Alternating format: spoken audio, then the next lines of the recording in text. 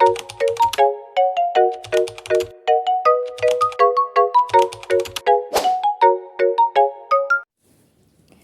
day, ma'am. I'm Princesa S. Pastoral. Now, I will present the digital learning object. So, sa introduction, ang digital learning object ay mga digital materials na ginagamit para mas mapadali at mas maging interesting ang pagtuturo at pag-aaral. Kasama rito ang videos, quizzes, games, at iba pang online learning tools. Mahalaga ito sa edukasyon para makakatulong ito gawing mas interactive at engaging ang learning experience ng mga estudyante sa tulong ng teknolohiya, mas mabilis makakuha ng impormasyon at mas madaling maintindihan ng mga lessons. Dito naman sa definition of digital learning objects ay reusable digital materials na ginagamit sa teaching and learning process. Ibig sabihin, pwede itong gamitin ng paulit-ulit sa iba't ibang subject o lesson.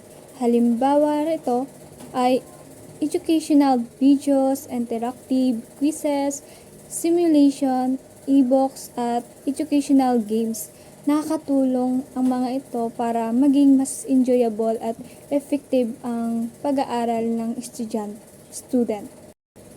Sa characteristic naman, ang digital learning object ay may iba't ibang katangian na mahalaga sa modern education. Una, ito ay reusable, kaya pwedeng gamitin ulit ng teacher at student. Pangalawa, interactive. Ito kaya mas active ang participation ng learners. Accessible din ito online kaya madaling ma-access kahit nasa bahay. Madali rin itong i-update kung may bagong impormasyon. Higit sa lahat, sinusuportahan nito ang independent learning dahil pwedeng mag-aral ang students sa sarili nilang oras at pace. So, dito naman sa types of digital learning object, ang iba't ibang types o DLO ay multimedia, presentation, educational, videos, online quizzes, virtual labs, at podcast. Ginagamit ang mga ito para gawing mas interactive at mas madaling maintindihan ang lesson ng student. Sa benefits naman, maraming benefits ang digital learning object sa pag-aaral. Mas nagiging engaging at enjoyable ang learning experience. Nakakatulong din ito para mas maintindihan ng lessons at nagbibigay ng flexible learning anytime and anywhere. Na-encourage rin ng student na matuto sa sarili nilang pace. Sa challenge of digital learning object naman, may ilang challenges din ang paggamit ng DLO. Kailangan nito ng internet connection at gadget. Minsan may technical problems din ang maaring ma-distract ang students.